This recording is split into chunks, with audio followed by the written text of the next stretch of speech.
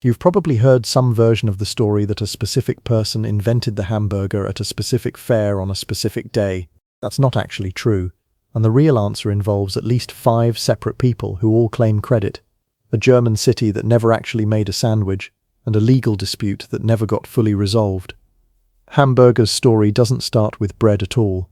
It starts with beef, and specifically with a dish called Hamburg steak, minced beef formed into a patty, popular in the German port city of Hamburg by the 1800s.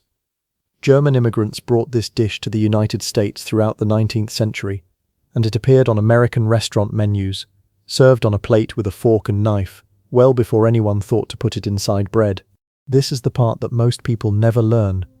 Nobody actually knows for certain who first put that ground beef patty between 2 pieces of bread, and the historical record is genuinely, frustratingly messy. At least 5 different people and places have claimed the invention, each with their own supporters and their own version of events, and historians still haven't been able to settle the dispute conclusively. Charlie Nargreen claimed he invented it at the Outagamie County Fair in Wisconsin in 1885, flattening a meatball between 2 slices of bread specifically so fairgoers could walk and eat at the same time. Frank and Charles Menches made a nearly identical claim about the Erie County Fair in New York that same year, insisting they ran out of pork for their sandwiches and substituted ground beef instead.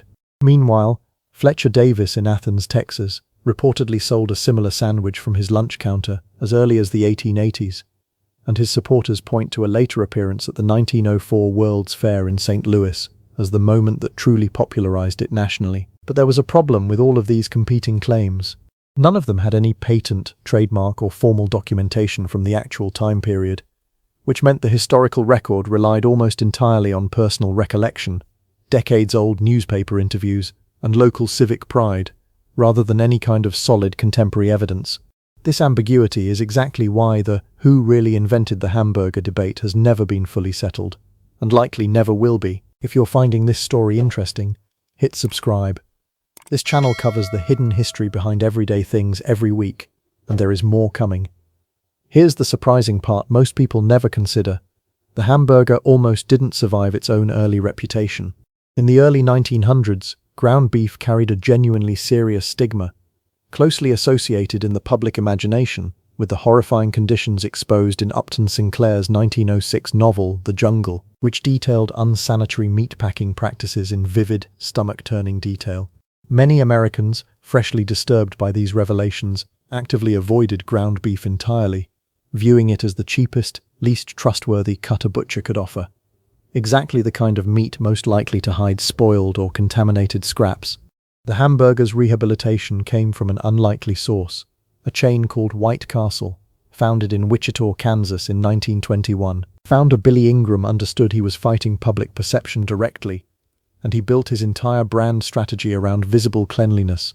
White Castle restaurants featured white porcelain enamel exteriors, specifically chosen to evoke hospital-level hygiene.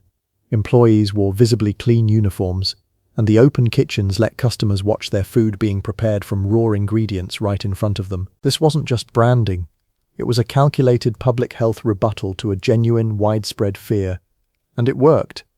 White Castle's transparent preparation process, repeated at scale across dozens of locations, slowly rebuilt public trust in ground beef as a legitimate, safe food.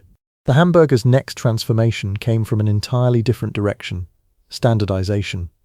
In 1948, brothers Richard and Maurice McDonald redesigned their California restaurant around what they called the Speedy Service System, a production line approach that stripped the menu down to a small handful of items and organized the kitchen almost like a factory assembly line, with each worker responsible for one specific, repeatable task. This dramatically increased speed and consistency while cutting costs, and it became the direct blueprint for what would eventually become McDonald's, the company that turned the hamburger from a regional specialty into arguably the single most recognized food item on the entire planet. By the mid-20th century, the hamburger had become deeply woven into American cultural identity itself, showing up in advertising, popular music, and post-war prosperity narratives as a genuine symbol of American abundance and convenience. Its global expansion followed American cultural and economic influence throughout the latter half of the century. And today, hamburgers are sold, adapted, and reinterpreted in nearly every country on Earth, from Japan's teriyaki burger to India's entirely vegetarian versions, built specifically to respect widespread dietary restrictions around beef. The hamburger's story spans roughly 150 years, from a German steak served with silverware, through a genuinely unresolved dispute between at least 5 separate inventors, into a serious public health crisis that nearly killed ground beef's reputation entirely, rescued by a chain that turned hygiene itself into a brand, and finally standardized into the most recognizable, most consistently replicated meal on the planet. Here's the big lesson buried in all of this. The hamburger's success was never really about who invented it first.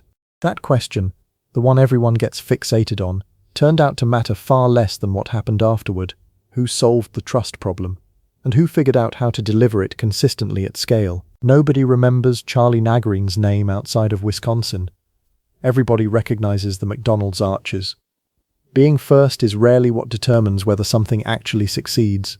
What matters far more is who solves the problem standing directly between an idea and the moment people are genuinely willing to trust it, and who can deliver on that solution again and again, consistently, without fail. You've probably eaten a hamburger without a single thought about any of this, and that's honestly the point. The version that won wasn't the original. It was the one nobody had to think twice about trusting. More stories like this drop every week. Subscribe if you want to keep finding them.